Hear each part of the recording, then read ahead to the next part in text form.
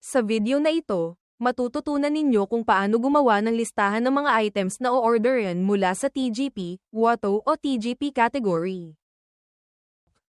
Una, buksan ang inyong Loyverse account. Pagkatapos, pumunta sa item list. Sa category, piliin ang TGP WOTO. Siguraduhin na ang stock alert ay nakaset sa all items. Kapag nakaset na, e-click ang export, pagkatapos ay open ang file na na-download.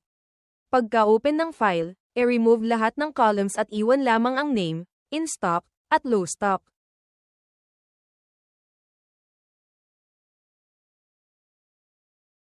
Sa isang blank column, gumawa tayo ng function. E-type ang equal sign. Click ang column B, lagyan ng minus, at e-click ang column C, pagkatapos ay pindutin ang enter. Lalabas ang result sa column na ito.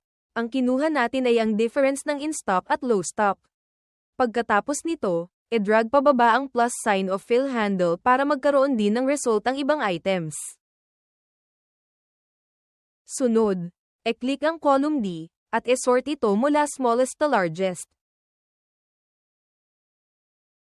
Sa column D, hanapin ang mga items na may result na below or equal to 0.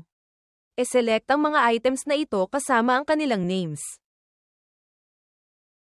Gumawa ng new document, at e-paste doon ang mga selected items. Ayusin ang format kung kailangan.